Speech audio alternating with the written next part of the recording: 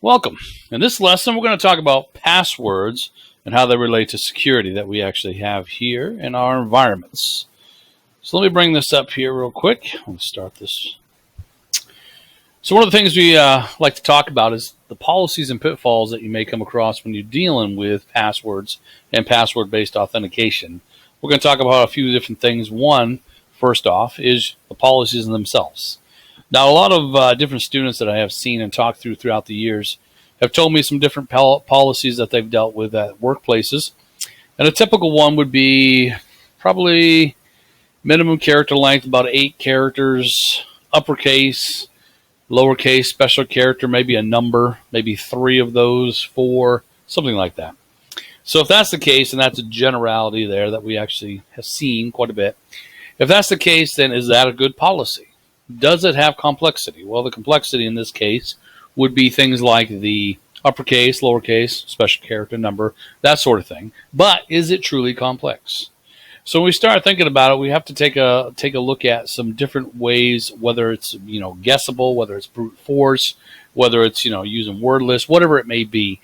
So in my opinion, if I were to make a password policy, I would probably try to make what they call a passphrase, because if you think about it, and a security admin says, okay, well, we're going to make a completely rock solid password policy here, and we're going to be using like 20 character minimum, and you need to have 4 uppercase, 3 lowercase, 5 special characters, and 4 numbers or whatever.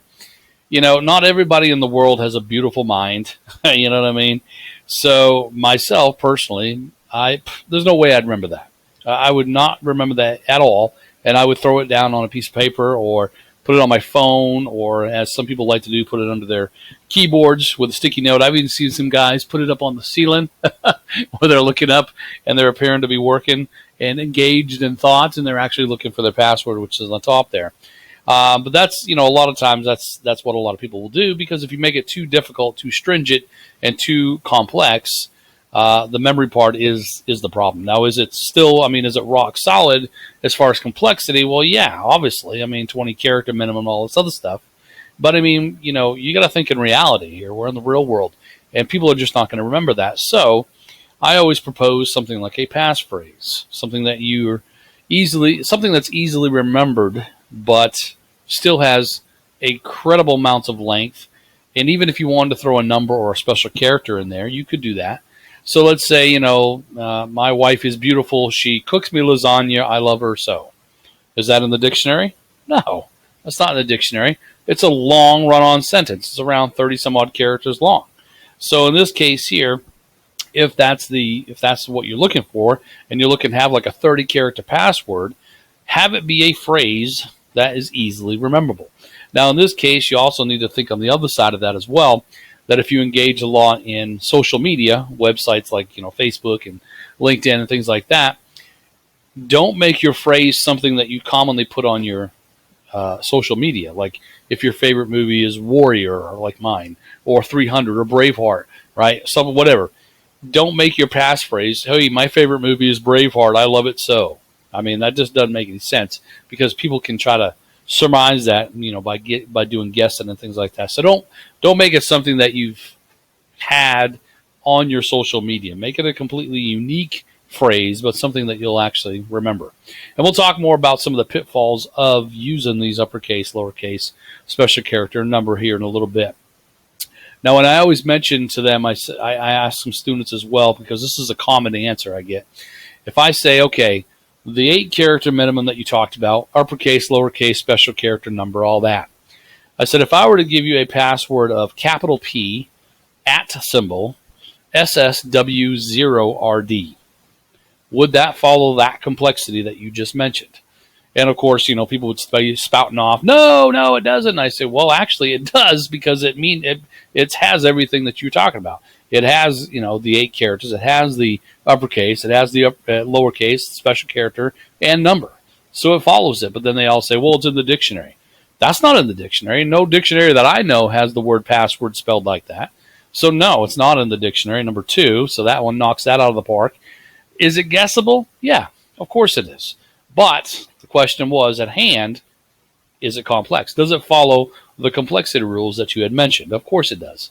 Now, in this particular case, if that is the case, I give them a scenario of saying, what if I had a laptop of 8 gig RAM, quad core CPU, and I was using a industry standard password cracking tool like Cain and Abel, and I were to brute force that password, okay? I always ask the students, how long do you think it would take me? I would say 90% of the time, or actually even higher than that, I would probably say 95% of the time, I get answers like 3 seconds, 1 second, 1 minute, 3 minutes, 30 seconds, whatever. And it's almost like they kind of don't understand what I was asking them, because I said, well, you know, in Cain and Abel, we actually see a thing in the menu itself when we're trying to do a brute force crack using Cain and Abel, and it gives an estimated time. And the estimated time for that particular password is around 2 trillion years. I say, you're a little bit off there, players. And they look at me like, wow, what do you mean? And everybody's wondering, well, how in the world are we cracking passwords in this day and age? You know, left and right, you know, with all these easy passwords and, you know, cracking passwords in like 2 minutes or 30 seconds. How does that work? Well, we'll talk about that in a little bit. But brute forcing, brute force will always crack any password in the universe given time. Now, in our case, 2 trillion years, I'm not sticking around to crack that particular password. So it can be a little bit of a problem.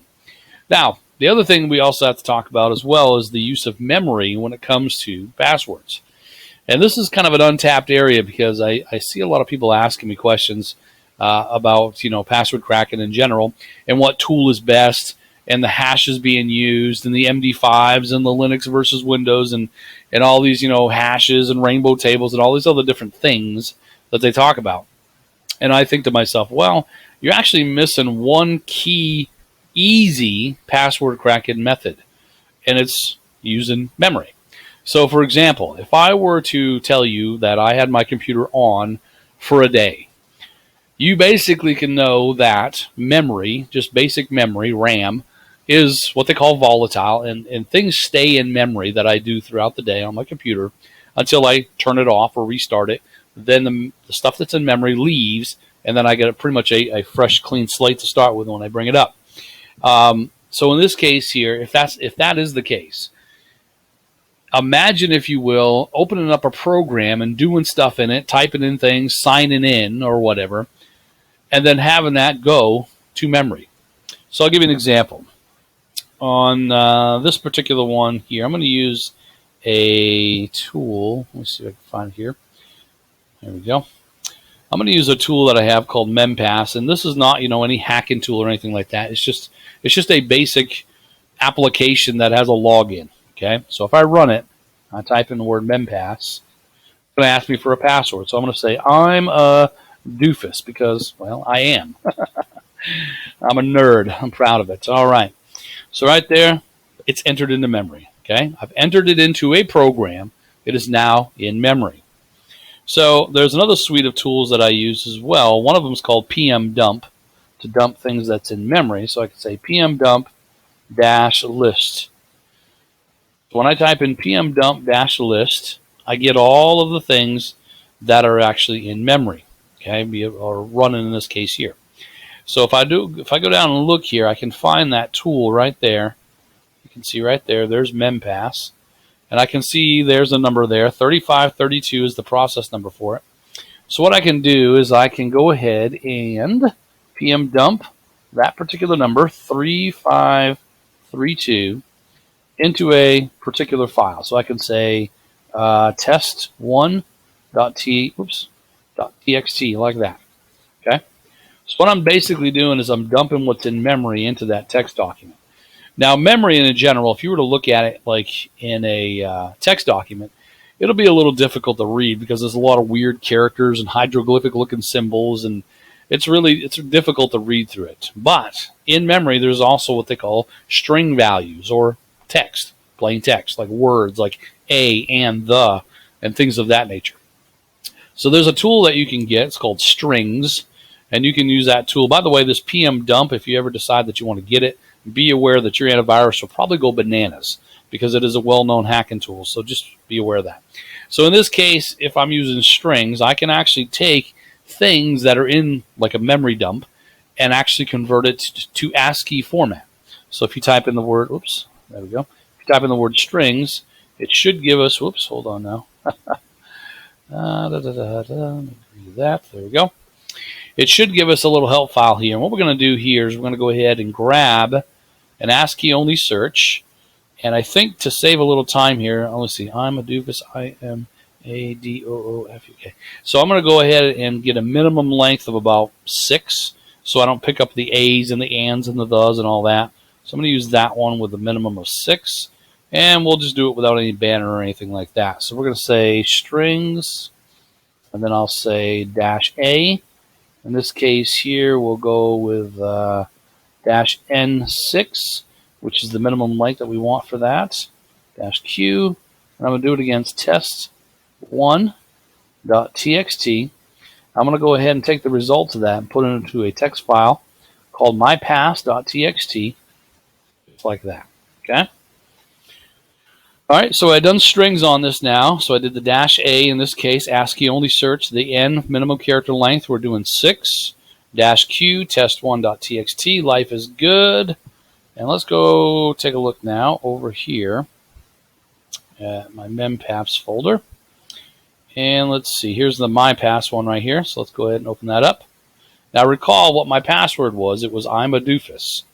And I want you to see what's at the very top of this list. Check that out. Look at that. Pop, pop, pop. Another server drop. And we now have clear text password. Pretty crazy, pretty crazy. So in this case here, we entered it into an application, and I asked the students usually that talk to me about this, is do you run applications on your computer? Well, of course you do. I mean, that's what we use computers for. So I ask them, do you enter in usernames and passwords on any applications? And they say yes. And I say, well, based off of this, how's that make you feel? Not too good, knowing that you can just grab this information. So if somebody has their computer turned on, right? For instance, there's quite a few people in my circle of friends who keep their computers on constantly. They don't ever turn it off. They keep it on all week long. And if you're a person that does that as well, you need to keep this in mind, that when I leave my computer on, that means what's in memory is in memory still. So therefore, it's not going to be dumped out because you're not turning off your computer. So maybe this will change your habit, as it were, for keeping computers on in this case here. But the bottom line is, if there's memory and I can get to it, okay, and I can use this program, if somebody could dump this program onto your computer and you had your computer on for a long period of time and you were entering different credentials in, then you would run into this particular problem. This would be a real issue, okay? So in this particular case here, that's exactly what I'm getting at there. So what I'm going to do next here is I'm going to go ahead and show you that there was a particular account that I had made. Let me look here, see if I can find it. Okay, right there, IE Pass. So what I had done is I had set up a dummy Gmail account for a ethical hacking one.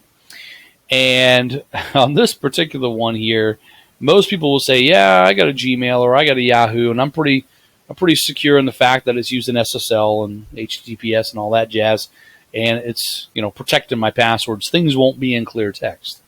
Here's the issue, though. You still have to run it and enter this stuff in to a physical application called a browser. So if I bring up a browser, which I did in this case, and I did it ahead of time to save a little time, if I enter a browser address for Gmail, and I go there and I log in, that application is up and running and it's in memory. So if somebody could dump the memory from that browser, this is kind of what you'll get. So I'm going to open up this here. And actually, I'm going to pause real quick because I'm going to go ahead and take out this dummy email account as far as the address so that you're not aware of it. But I'm going to show you when I get back here from unpausing the video what it would actually look like if I did the exact same thing I did just a minute ago with the PM dump against a browser that has a Gmail password. So again, I'm going to go ahead and take out the beginning part of the Gmail so that you guys just can't see that. But the password is I'm a doofus. That's the password I had used for this particular one. Okay. So what I'm going to do is I'm going to do a Control F, and I'm going to find this particular passphrase. But let me pause it real quick so I can get rid of and edit that sort of thing there. All right, so I edited out basically the email address. But as you can see right here, this is a dump coming straight from Gmail. And you can see up here, there's the Google part right there. And then down here a little further, you'll see YouTube and email equals. This is where I actually had my email address. Then notice here it says passwd, and look at that. Clear text. Let me move this up a little bit here so you guys can see better. There we go. So right here, clear text, you can see I'm a doofus right there. So even though it was using SSL, right, our HTTPS with our little lock symbol and certificates, we can see clear as day here that I can pull Gmail passwords out in clear text. So if that doesn't freak you out a little bit, I don't know what will. But memory, like I said, is an untapped part. Now imagine, if you will, for instance, when it comes to the memory side of it here, imagine, if you will, web server. And in this day and age, we have two main web servers that are being used. You have IIS, which is the Microsoft one, and you have Apache. Of course, there's other ones other than those two, but those are your two main players, right? So if I had, let's pretend I was using an Apache server, okay? And I had a web server, and we called it, it was basically let's say I was running PayPal on it, or some banking website, whatever it may be. We'll go with a banking website, keep it generic. So let's say I got this banking website, and I've got, I don't know, 10,000 users that log in with their credentials to this banking website. Now, if I have a web server and I want people to access this web server, it doesn't make any sense at all for me to have this web server turned off. We don't want it. We want it on. We want availability because people need to log into this server every day. So in this case here, if we were going to do that and have this particular server up and running and taking bank accounts, and 10,000 people are logging in to this server, and the server has not shut down, you can assume then that things are in memory. Now, can you imagine, for instance, if anybody actually, were able to take one little line of text command within a particular tool, and they were able to download 64K of memory from that server at a time. And they could continue to do this and just keep pulling 64K of memory from a server and read it and parse it out using things like strings and read information in clear text, like certificates and usernames and credentials. That would freak you out. Well, that's exactly what happened back in 2014 with something called Heartbleed. Heartbleed had that issue where they had OpenSSL with a particular vulnerability where it did allow people, if they knew this, particular way to do it as far as logging in remotely, and that was the key thing, you could do it remotely, but they were able to log in here and see and pull down 64K of memory at a time to their computer and then read through it. So they were reading, like I said, SSL certificates, credentials, things like that. It was crazy. And at the time, it was the biggest security issue that we've seen in a long time until, of course, Shell Shock came out. But that was, Heartbleed was a huge deal. And again, it played on the deal with memory. It dealt on with, servers being in memory and holding things in memory. So it was a pretty crazy thing at the time. So keep that in mind, that when it comes to memory, that can be a real issue in this case here. Real issue. Also, next topic here, Windows passwords versus Linux passwords.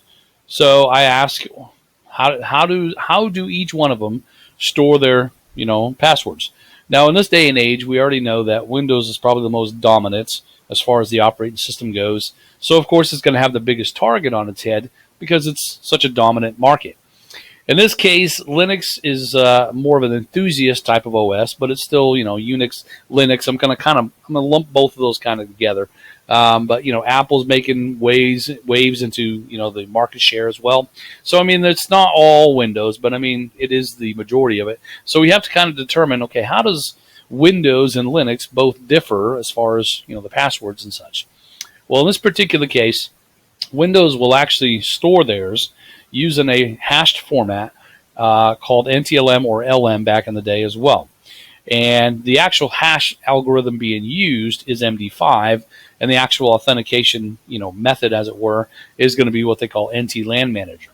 Now, early before Vista, there was also the capability to use something called LAN Manager as well. And we'll talk about that in a minute. Linux stores theirs in a couple different places, while the actual hashes of them and themselves are going to be stored in a file or a section called etc/shadow. And then the actual credentials and some of the X that shows that it's going to be stored somewhere else is under something called etc/passwd. Okay, so let's take a look at some of these here. I've got some of my virtual machine environments up and running now. Before we do that, let me show you first off where Windows will actually go ahead and store your passwords.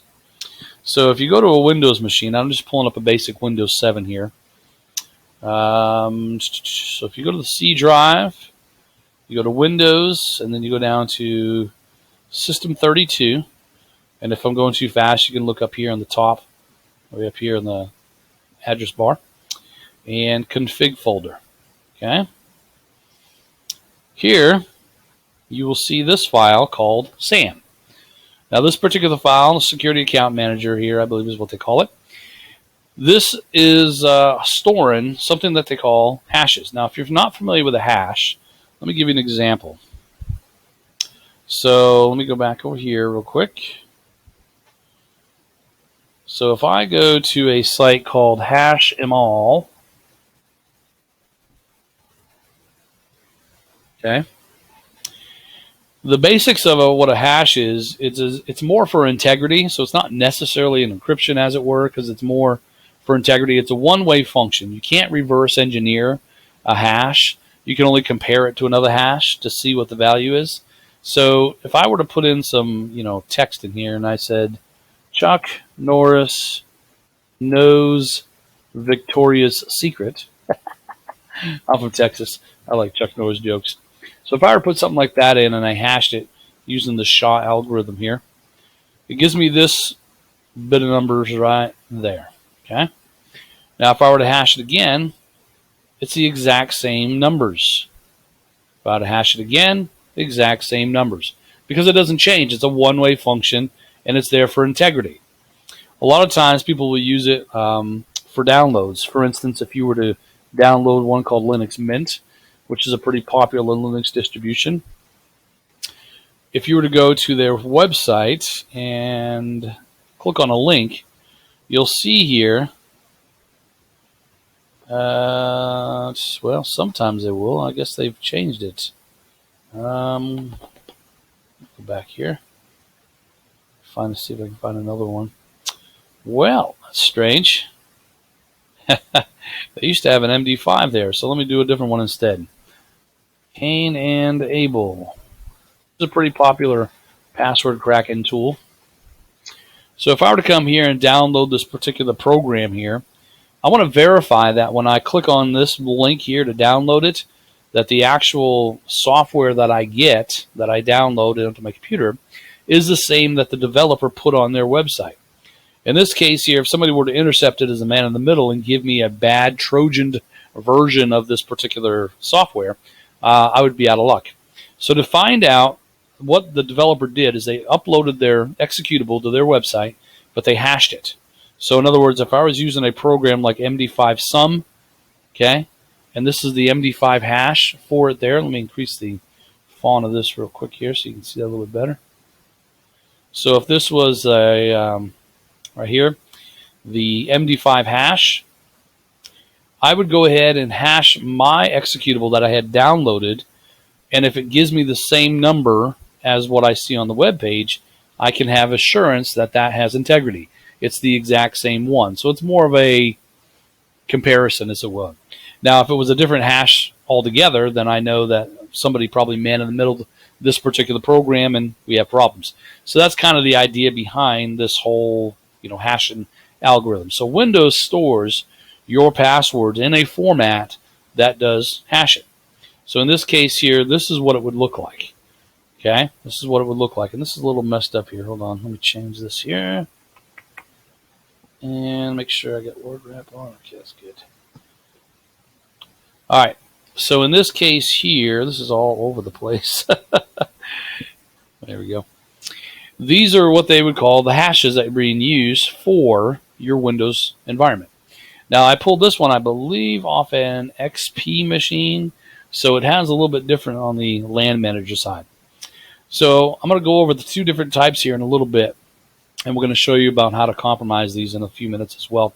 But this section right there that I've highlighted is what they call LAN manager, and it was an older version that they had used to authenticate for Windows, and we'll talk about the pitfalls of that. And then over here on this side right there, that is what they call NTLM, and that's the one we're using today in this day and age. Now, some people will always look at this and they'll go, oh, well, look at that. It's got a bunch of names, got a bunch of numbers, and I would probably, as a bad guy, prefer the administrator, right? And that's what most people will say. Okay, well, if I need to crack a password, this is the cat I want right here. This is the real deal. So sometimes people tell me, well, we should change our we should change our name. We should rename the administrator to something else. So I ask, is that a good practice? Well, of course it's a good practice. If I were to change it to Chuck, for instance, that hopefully would, how shall we put it, obscurity or security through obscurity. That hopefully would deter some lesser schooled hackers in this case here. But my guess is if somebody got to this point and was able to actually dump these hashes, they would know that this number here, 500, is always administrator. So even if Chuck was the name of the administrator, because I changed the name, if it had a 500 beside it, I know that's my administrator. So do keep that in mind. It's a good idea to do it, but do keep in mind that that is common for Windows. Okay, and Linux root would be considered 0. So that's the number they give that one there. So here in Windows, administrator is 500. So do keep that in mind. So if I were to go ahead and crack that, remember I was telling you that capital P @ SSW0RD deal and how it's following complexity? Well, I actually did that for this particular password here. And we're going to talk about some differences between that and Linux here in just a little bit. But that's that particular password right there. That whole entire thing right there. Now, it's actually being stored on this one in this format here because I was using NTLM at the time for that. But anyways, that is what it looks like inside of this particular database here. Now, this SAM database is protected with 128-bit sys key so that it would actually, stop would-be attackers from gaining access to this list. Because once they have the list, they could compare it and do hash cracking and things like that. So the idea was to lock it up, and it also locks it too when you boot up into Windows. So it locks this particular SAM database. Now the only thing that I know of that will basically open up this particular SAM database is something called a boot key. Well, it just so happens that the boot key is right there. It's in that file. So I would have to be NT Authority system to be able to do that. Now, some people, I'll ask them, will say, what is the highest authority do you think on Windows? And a lot of them will say administrator. Well, that's not actually the case. There's a higher level, or as you say, lower ring level, called system, right? I mean, that is the NT Authority system. That is higher than our administrator. That gives you some super special privileges on the particular machine. I would have to gain access to that particular, credential, if you will, to be able to release this boot key to be able to use it against the SAM database. So that's the idea of how they're protecting it, is they do it kind of in this manner. Now with Linux, it's a little bit different. Linux, you'll see if I do cat /etc /passwd. Just scroll up here real quick. Okay, so if I did cat, which is a basic Linux command to be able to print it here to screen. So etc passwd is the location where your password, username, credentials, whatever you want to call them, are going to be stored. Now you'll notice here at the top there's root, which I believe is the only account I actually have on this machine. And you'll notice that it has a X right there. That tells me that the actual hashes that go with the password is going to be stored in a different location called shadow, which I need root privileges for. Now in this particular case, the first 0 that you see here represents the user of root, and then the 0 next to it is the group ID, which means 0, which is root as well. Okay. So now that I know that this X here is telling me, well, the actual hashes are stored somewhere else, that somewhere else is called etc/shadow. Again, you need to be root to be able to see this particular one here. So when you run that, and let's scroll up a little bit here, you can see right here that it's changed how this looks. See that? So in this case here, this is a version, if you will, for Linux. Now it's interesting to note that both Linux and Windows use MD5 for their hash and algorithms. But this one looks a lot different than the one in Windows, because this one here in Linux does something called a salt. So they add salted value to it, which is a random value. And we'll talk about that in a few minutes. So there is a difference between Windows and Linux in how they actually store their passwords, or how it's actually authenticated. Okay, and we'll get into that a little bit more in another part of these slides. So Windows passwords versus Linux passwords, again, they're still stored on the machines themselves, but sometimes it may be a little bit more difficult cracking the Linux ones because of the salt value that they add to it that Windows doesn't. And also determining what you're going to be using, whether it's LM versus NTLM, is a big key factor as well, and we'll talk more about that later. Another one is default passwords as well, and also another one is remember password. Now, default passwords come in pretty interesting when we talk about the discussion of this, is that if I had a default password for my router, and let's say I just bought a router at home, and I plugged it in and left it as is, and I never went into the admin panel, changed the password, or anything like that, and it's a Linksys or whatever it may be. If someone was war driving, looking at some Wi-Fi spots, and they see my name Linksys for my actual SSID, they're probably going to say, oh, well, you know what, that's pretty interesting. He's probably, this particular person probably didn't even change their password to get into the actual admin panel, because they probably never even got in there. So in this case here, if I keep with the default passwords, there are a bunch of websites out there that will give you a list of all these default passwords for all of these different products. Another one that's kind of interesting as well is for anybody that uses Apple products like iPhones and things. There's something they call a jailbreak, and the jailbreak is to make your phone basically become root access, so you have low-level access to the phone itself, or unlock it basically. So I've talked to a few people in my circle of friends that use Apple. I don't use Apple myself, but I've talked to some people that use Apple, and sometimes they'll do this jailbreak, and they won't really know why, other than they want to use the Cydia store, which is a different app store, and use a particular application or whatever. And they'll just say, hey, my friend told me to get this program and do this particular jailbreak, and life will be good after that, and everybody's happy, happy, happy. Well, the thing is, when I ask them that they've jailbroken, I say the word Alpine, none of them know what I'm talking about. They think I'm talking about skiing or whatever. But in actuality, in your iPhones and your iDevices, you'll have an SSH that you can SSH into, which is a remote terminal to be able to do things within the actual device itself. And the default password is pretty well known for Apple products, that the SSH password by default is Alpine.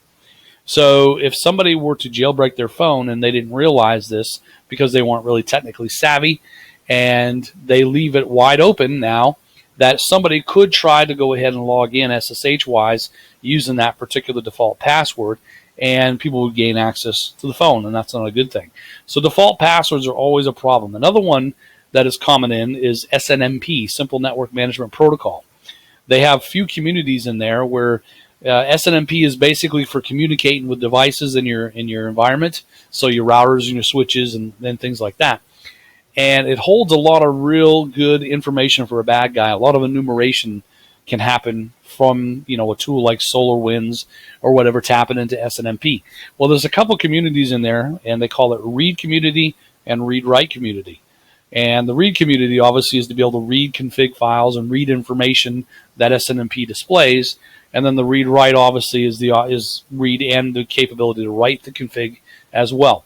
So obviously those are ones that you don't want anybody to access that doesn't have permission to. But a lot of times, some people that set up their networks may not realize that there's actually a default password for these communities. And they may think, well, everything just plain and simply works. And they leave it like that. And I've seen it numerous times. And for the read community, the actual password to get into it is the word public. That's the password. And then for the read write community, it's private. That's the name. That's the name of the password, private. So if I were to actually go ahead and use an IP browser for SNMP, like SolarWinds or something like that, I could enter in public and give it a go. As a bad guy, I can say, well, this guy's running SNMP. Let me go ahead and try doing, the public password and see if I can get in. If I do, I know they're using default passwords. Then I would try private to see if I can get into the read-write community and get privileges for that, and then so on and so forth. Bad things ensue. So default passwords are always a problem.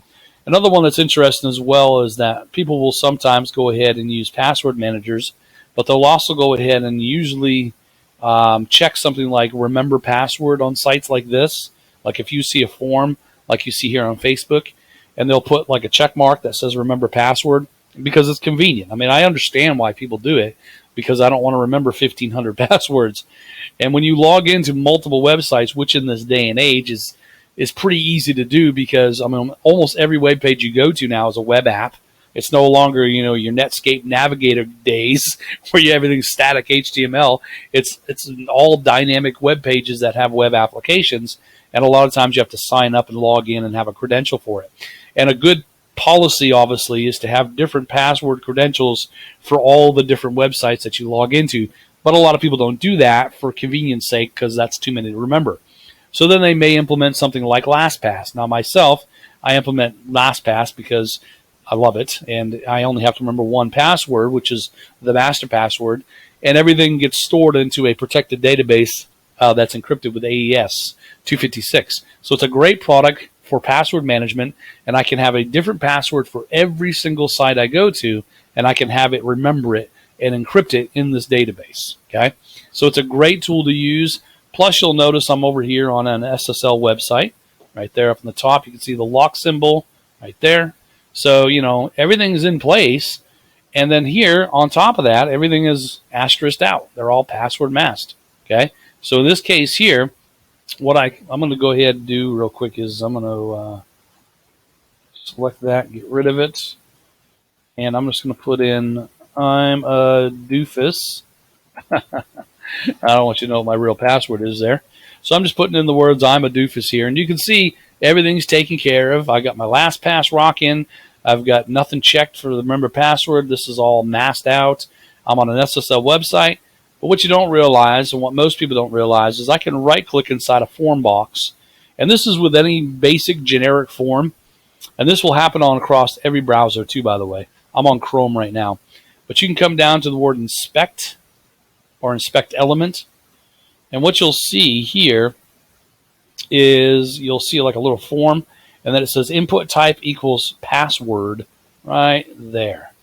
So if I double click that word password right there, where it says input type equals password, and I change it to the word text like that, and I hit enter, check this out. Look at that. Right there, clear as day, in clear text, I'm a doofus. That ought to freak you out, huh? And that happens on every site that has these basic form-based authentication. So yeah, crazy times there being able to do things like that. Crazy, crazy, crazy times. But that's another one that is a common thing that we see as well that people do when they use passwords. Okay, so do keep that in mind. So let's talk about some of these basics here of what LM, NTLM, MD5 is, hashing. We already talked about that. PassWD showed you where that is, Shadow, Sultan, things of that nature. And LM in this case here is an interesting thing because I'm going to come back to this hash dump that we have here.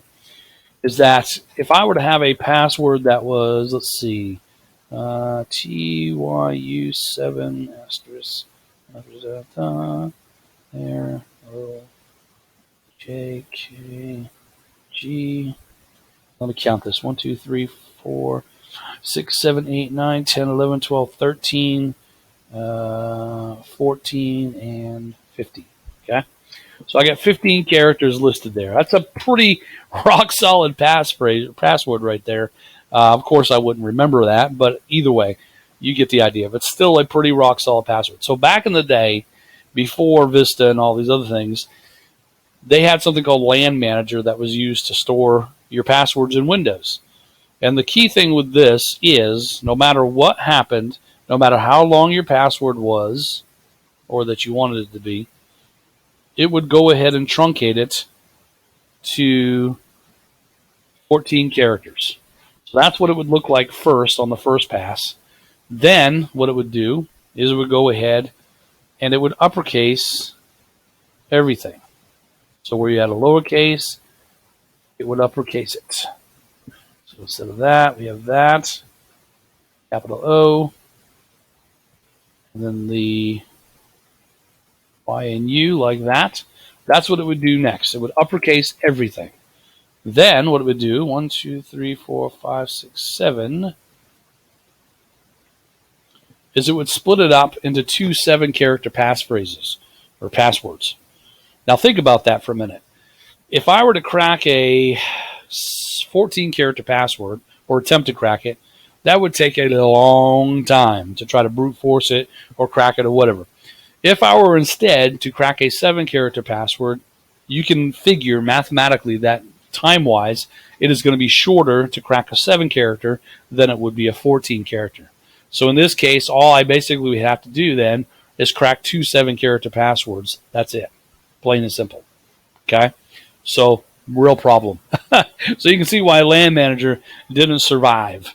It's definitely an easier way to crack passwords. If my passwords were stored in this format, this is what you would get.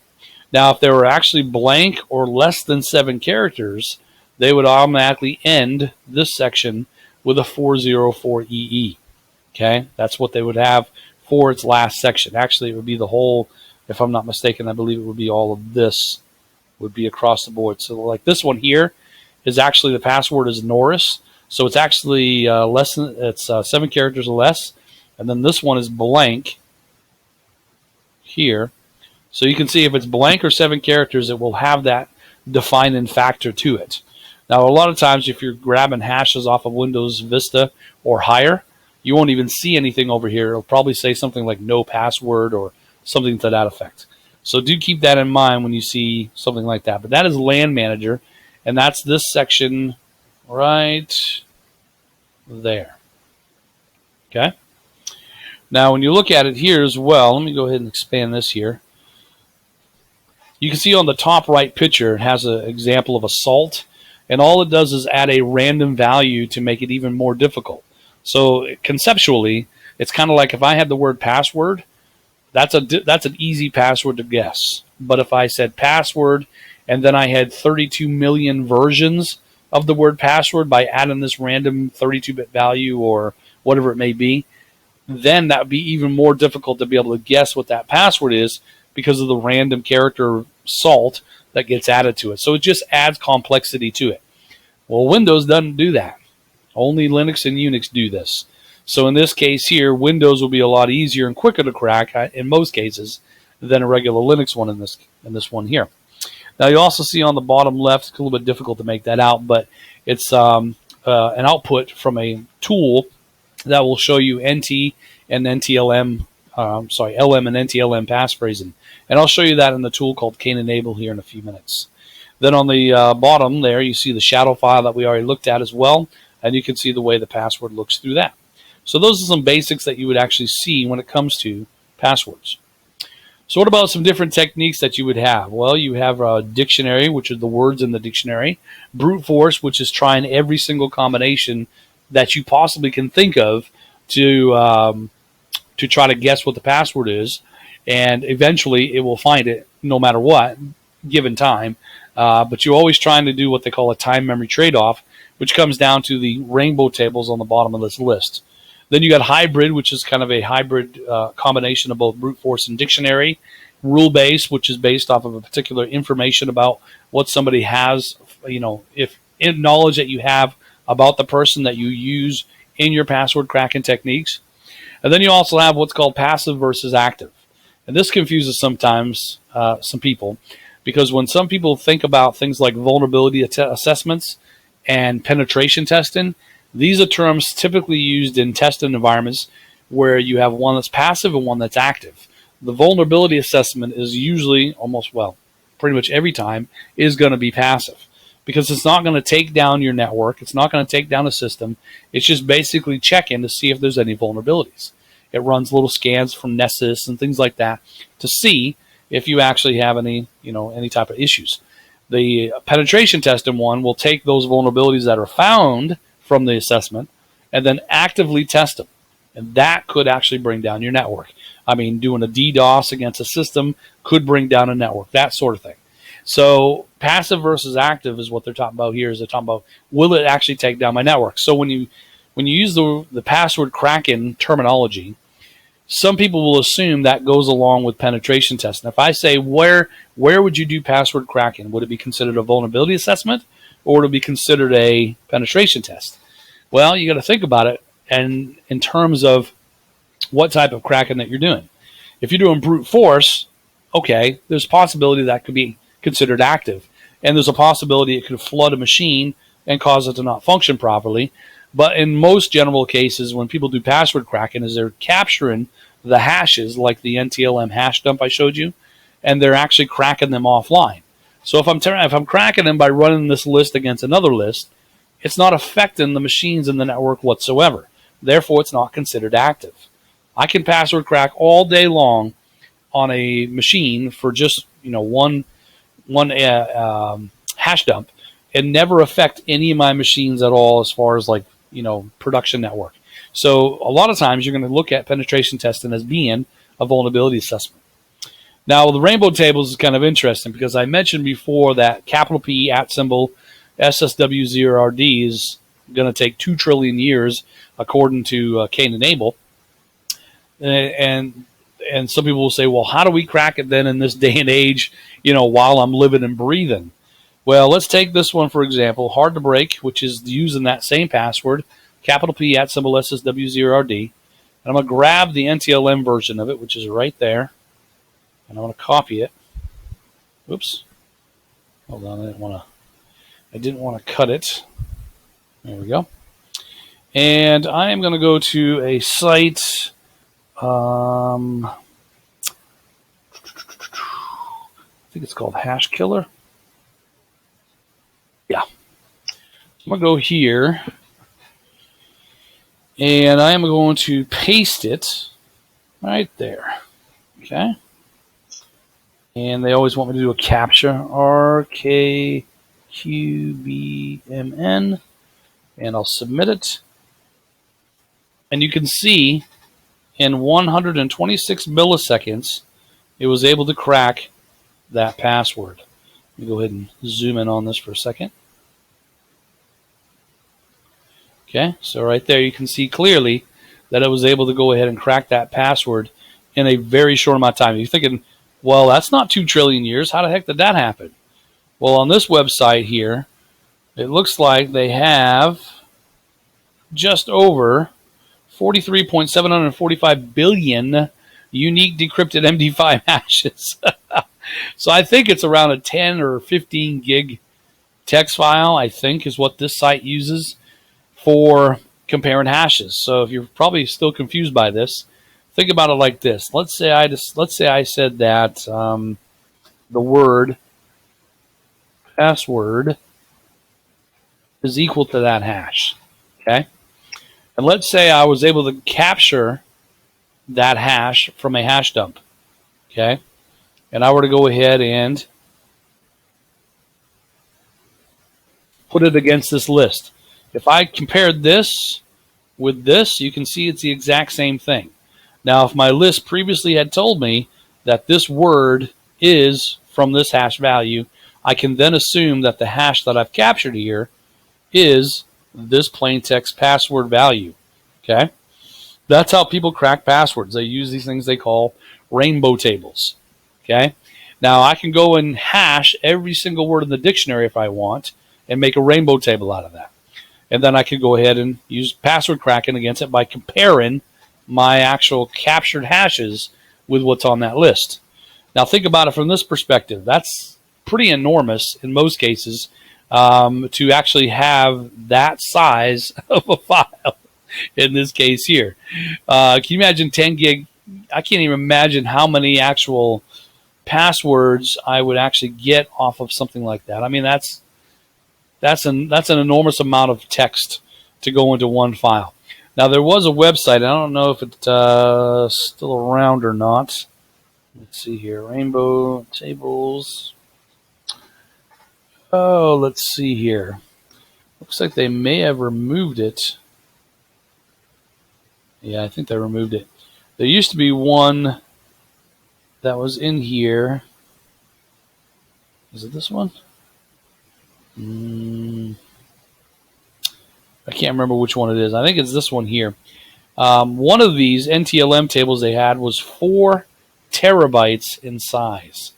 I mean, can you imagine that? 4 terabytes. That's insane how many passwords you can have in that. So that would be, I believe this one here is the one they were using there. But you can see like success rates that you'd get, right? And a lot of times what they'll do is they'll have a variety of different uppercase, lowercase numbers. You can see here it has, you know, the numbers 1 through whatever listed on it, plus characters and stuff. So when people design these these rainbow tables, the bigger they are, obviously the more passwords it's going to be able to hammer. So if you have a password that is kind of guessable or possibly a small case, you know, password, you probably would be that probably would be in one of these lists more than likely. Now, another thing you need to think about when you're trying to crack these particular passwords is who's your target, right? Let's say you had a rabid, I don't know how you say it, Star Trek fan, right? I'm not a huge, big, Star Trek fan, but my friend is, just nerding right out over Star Trek. So what is the possibility that that person has his password as a Klingon word, right? Or Vulcan or whatever, right? So knowing who your target is and saying, okay, well, this is, this person, find a rainbow table of the entire Vulcan, dictionary or whatever they use, for whatever it is for Star Trek, find that particular rainbow table. Okay. Make it geared toward who your target is. And if you know they're from a different country, use a language or a different language rainbow table. If they're from France or whatever, and you want to use the French words or something like that, do the same thing on that. So rainbow tables are definitely key when trying to crack passwords. So in this particular case, let's go ahead and let's see here.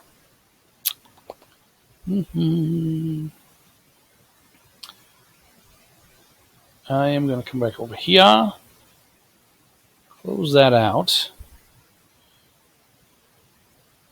And what we're going to do in this particular one here is I'm going to go ahead and try to break into one of these machines here. And I think what we'll do is I'm going to pause the video so that I can actually bring one of these up here so we don't have to waste a lot of time in the video. And I'm going to compromise this, and I'll talk about how to compromise in a different video. But I'm going to go ahead and get a dump of the hashes from this and show you a few different ways that we can do it. So for right now, I'm going to pause this for a second, and then we'll come back and show you some compromise on this. All right, so what I did is I brought up Server 2012 environment, and I went ahead and did a crack on into it. So I broke in using a tool called Interpreter, and we'll talk about that in another module, how to do those techniques. Don't worry about knowing how to do it right now. But I basically created a virus, sent it over there, and compromised Server 2012 right here as a domain controller. Good to go on that. So in this case here, let me jump back over here. So what I did in this case is I dumped the password hashes that we have. As I mentioned, syskey is the one being used to protect the SAM database, and the boot key is being used to actually go ahead and basically crack past that. So here we can see that we have administrator listed here, and I'm going to copy all of this because that's pretty much the one we want. And I'm going to dump this into a text file. So let me drop it over here into LeafPad.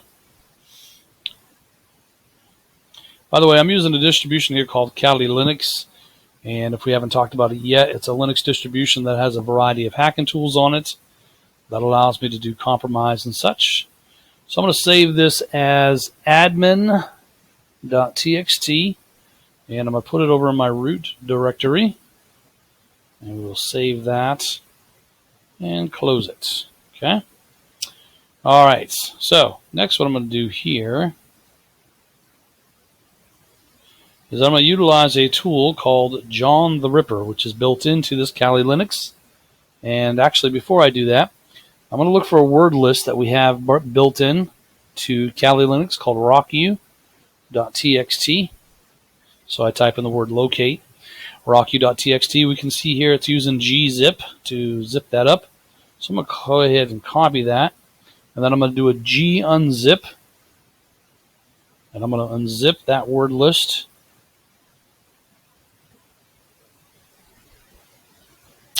And then we're going to use John the Ripper, which is a password cracking tool that is cross-platform. And we're going to use this word list against those hashes. I'm going to say John -- word list equals, and then I'm going to pop in the path minus the .gz. And because we're attacking a Windows machine, I'm going to go with a format that equals NT, which is the NTLM format, and I'm going to be doing it specifically against the file called admin.txt, and then boom, pop, pop, pop, another server drop right there, clear as day. You can see that the administrator hash that I had gotten from doing the hash dump, I was able to crack that to this. So in other words, in that list somewhere, there was a hash of that particular capital P @ SSW0RD, and that was able to be found with password cracking.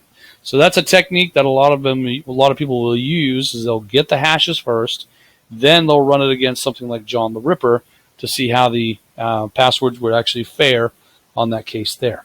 Okay, I'm going to go ahead and close this one down real quick here, so I can bring up Windows 7. I have another tool on there called Cane Enable. So I want to utilize that. So let me bring that up real quick, and then we'll talk about Linux as well. So first off, let me bring this one back up.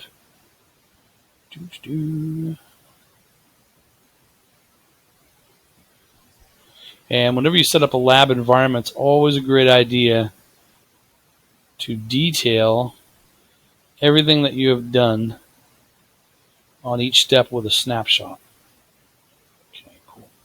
I want to make sure I had Cane Enable installed on there. Restore that. And start her up. Okay, so while that's coming up, I am going to come over to my Linux. So I have an Ubuntu machine over here that's at 10.00.104. That's the address. And there's a user on there called Georgia. So a standard user called Georgia. The password is actually the word password. So we're going to compromise that system real quick here, and I'll do that on camera here because it's not too long of a process here. Let me clear some of this real quick here. So what I'm going to do in this case here is on that Linux distribution, the Ubuntu one, there's a well-known application I put on there called VSFTPD, and there's a well-known backdoor to actually access it. So I'm going to go ahead and FTP over to 10.00.104. And in this case here, it's going to ask for a name. Well, the backdoor can be triggered by doing a smiley face. And again, we'll probably talk about this a little bit more during the system hack-in module that we have designed here. But anything that you enter in here, it can be any name whatsoever, anonymous login basically. As long as you put a smiley face, which is a colon parenthesis, you're good to go. Then I can put any password I want in here, which I will. And you can see that it will just kind of hang there, not doing anything. Well, it's basically triggered the back door. So I'm going to connect to the back door. And it's a well-known thing. If you research VSFTPD 2.3.4, you'll find some articles about it. So let me go ahead and netcat over to 10.00.104. And the port number that's being compromised is 6200. So I'm going to go ahead and tap into that. Now, the first thing when you break into a Linux machine, and again, we'll talk more about this when we do system hacking, is you want to always run an ID. So you want to say ID. That's the command you want to find out whether or not you've broken in as a generic user or a root user. So I'm going to type in the word ID, find out that I'm actually indeed broken in as root, and you can also do a who am I and verify that you're root. And I'm going to verify that I've broken into that other machine because there's a user over there called Georgia. So we're going to verify that with a cat etc / passwd. And we can see right here that there is a Georgia right there. And there's an X telling me that there's a shadow file somewhere else. So cat /etc /shadow. And here we see Georgia's password right there. So if I were to copy that, Control C out of this, I could go ahead and do pretty much the same thing I did for the last one and copy that over to LeafPad, for instance. Paste it in there. And we'll save it as Georgia. Put it again in root. I'm going to end it with a .txt. Save that. And close it. Okay. And from there, we can also go ahead and, again, locate rockq.txt. And we have already unzipped it. So again, we'll go use John word list equals, paste in our word list, minus the .gz. But this time, the format will have to be something different. Now, I'm guessing this is going to be MD5, seeing it's a Linux machine, but it could be raw MD5. It could be a variety of different ones. So we'll just say for this one, format equals MD5, and then the file that we had created, right there, georgia.txt, and there we go. So right off the bat, you can see fairly quickly, but I mean, again, it was an easy password, so it didn't take that long. Depending on the complexity of the password, it could take a while, but you can see here clearly that that was in the list. So Georgia, the word password is listed here, and that's basically what you would have to do for cracking on Linux. Sometimes you may have to do a format equals raw MD5, because sometimes they may not salt a particular password, like if it's a web server, something like that. So pretty interesting way to do things there, but that's cracking basically Windows and Linux. Let's talk about another tool here called Cane Enable, and I have that installed over here on this machine. So Cane Enable is not just a password cracker, but it's well known for being a password cracker in this case here. So basically what you would do, let me go ahead and delete these real quick here, is you would come over to this tab that says Cracker, and you would select NTLM hashes, and you would click on the blue plus symbol here. And then the first thing it says is import hashes, and click on next. And what it will do is it will go ahead and crack into the SAM database and pull out the different passwords that are here. Now this is a Windows 7 machine, so a couple things to note. One is the LM hashes all are exactly the same. So over on the LM side, you can see everything is exactly the same. Over on the right side, though, you can see NT hash. Now you'll notice this one and this one are the exact same NT hash, as well as this one and this one, which tells me that these two here are the same password. If I crack one, I crack the other. You can also look here to see what version they're using by clicking on Hash Calculator. And then here, type in capital P @ SSW0RD, or actually, I'm sorry, I think this one is just password for logging in. And calculate. And then go down to NT and notice the 8846F7E blah, blah, blah. Notice here, if I move this over, I think. There we go. You'll notice here that it's the exact same ones that we see as the bottom two on the NT hash side. See that? Same number, 8846F7E. So I know, in this case, that the word password is that one, but I know that they're using NT and they're not using LM. Why? Because Vista and Higher disabled the support for LM. Okay. Now take a look here at this one, which I believe is capital P @ symbol SSW0RD, I think, or blank. I can't actually remember, to be honest with you. But if you come here and right-click on it, you can try to brute force it, and then come down to NTLM hashes. You can't do LM because they're not using LM here. So we click on that, and then here you can choose out of the list if you want to look for all characters, uppercase, lowercase, special character, and number listed there. Then you can click on the word start, and it will give you a time left listed over here on the right-hand side. So obviously this one here is blank. So let's try it again with an easy one, like just the word password. So this one here is just the word password. We'll come over here. We'll do the same thing. Uppercase, lowercase, special character, and number. And then we'll click on start. And you can see there the 1 point something something something plus 017. That's around a trillion from what somebody had told me. Someone better at math than me. So in this case, 1 trillion years to be able to crack the simple password of password. That's insane. And that's exactly what that password is. It is the word password. So you can see there, if I were to try to brute force, it would take quite some time. Now in this case, what I'm going to do is I'm going to right click and remove all. Delete those entries. And what I'm going to do here is I'm going to create 2 new users. So let me go to computer, right click and manage on the computer there. And we're going to bring up and go to our local users and groups. I'm going to make 2 users. So I'm going to say new user, and I'll just call it test1. I'm going to have the password of just alpha. So a simple one. I'll just say alpha and alpha. Okay. Close that out. Create.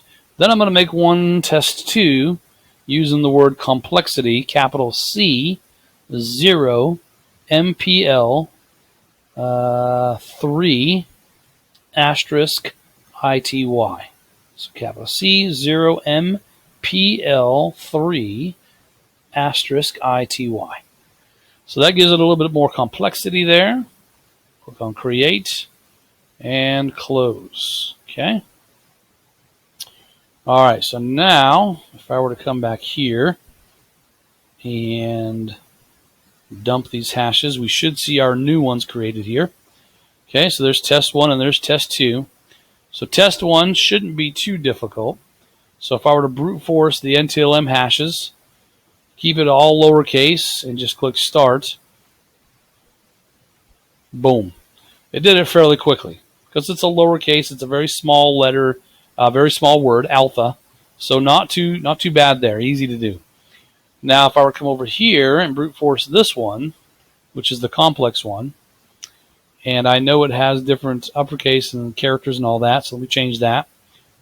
You'll notice here that the time is about 1 something trillion years. So it's going to be quite a while for me to be able to crack this particular one. So what a bad guy may do that you may not be aware of is this. On your local machine, if you go to gpedit.msc, this is your local group policy editor, gpedit.msc, Mary, Sally, Charlie. If you go to your Windows settings and you go to security settings, and I believe it is under local policies, security options, you're going to find something in here. Let me see if I can find it. Let's see here. Network. Here it is. Do not store LAN manager hash value on next password change. Now, I basically went ahead and installed this virtual machine in Windows 7 and left it all default.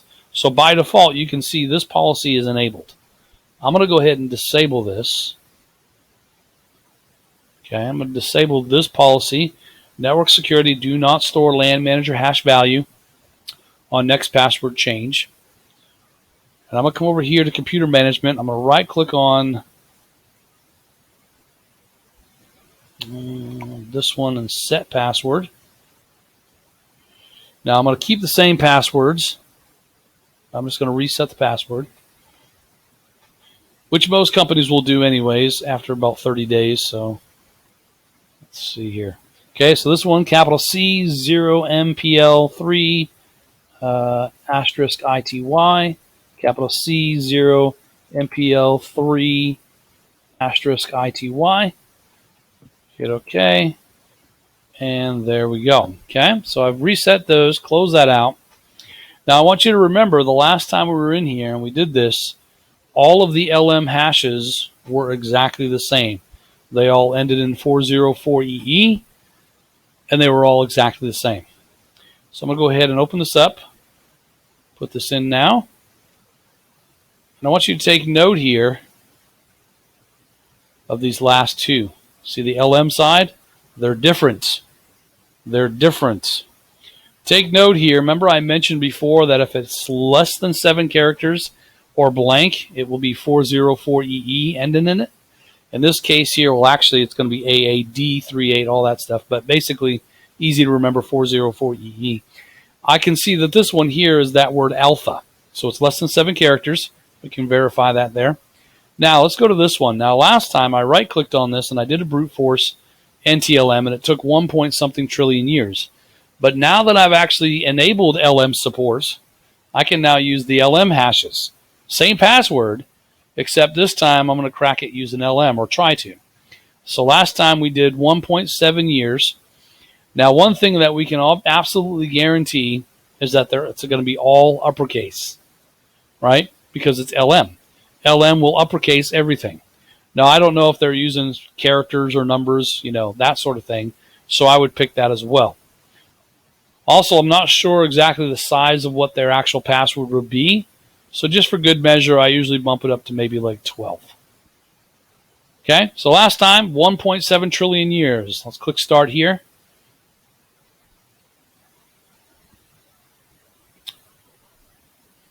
And right here. Notice the ITY. See that right there? So what has happened here? Well, as you recall from this little demonstration back here, is it takes it and it truncates it to 14, then it splits it up into 7-character passwords. Well, what if the password was less than 14 characters? So let's say you didn't have this. Okay. Well, what it will do is it will basically pad out the remainder. Null it, basically. So that's what basically has happened here. They've already cracked the second part of the password. All they have to work on now is the first part. So essentially, all I have to worry about cracking now is capital C, 0, MPL, capital C, OM, PL, asterisk. Yeah. That's the only thing left that has to be cracked. It's crazy. Crazy, crazy, crazy. So that is how you use Cane Enable. Pretty easy little tool to use. There's other tools that you can use as well that are industry standards. And one of them is the Off Crack, which is a good tool to use. And another one that is out there is WinRT Gen to create rainbow tables. But maybe another lesson we'll get a little bit more deeper into something like that. So rainbow tables is basically your time memory trade-off that we use instead of waiting 1 point something trillion years. We use rainbow tables to try to find out the password. In this case, with Cane Enable, we were just brute forcing, but you can also use a word list or rainbow table with that tool as well. Easy way to get passwords is just basic shoulder surfing, looking over someone's shoulder as they're typing in stuff. We see it all the time at the store, right? Somebody in front of you in line in grocery store, and they go swipe their credit card, and they type their PIN. Very rarely do you see people covering that with their hand. So easy to see there. Social engineering is another way that you can try to get people's passwords out of them. And we'll talk about that in another module when we talk about system hacking stuff. So again, some different password cracking tools. This one you see on the screen is Off Crack, and it will load rainbow tables, and you can use it to crack any hash tables that you actually have. John the Ripper, pretty common one. That is a cross-platform. The Cane one is not. That one is not used on Linux. That is only Windows. Hydra is another one that's a great tool. It's useful for its speed and being able to set multiple threads for cracking a little bit quicker than normal. Off-Crack is the free version of Loft-Crack, so it's kind of got a bigger brother called Loft-Crack that has more features. And then WinRTGen is a tool used to generate rainbow tables so that you don't do them by hand. Because Lord knows we don't want to do them all by hand. So basically, as you can see from this little demonstrations that we've been doing here today, there's actually quite a bit of problems here with password-based authentication. A lot of different ways that you can gather people's passwords and crack them. And knowing the difference between the Windows and the Linux versions is key. And knowing exactly how hashes are generated and what they look like and how they can be cracked and the different rainbow tables you can use with them is also key as well. So I hope that you learned a lot during this lesson here about some password cracking, and we'll see you in the next lesson.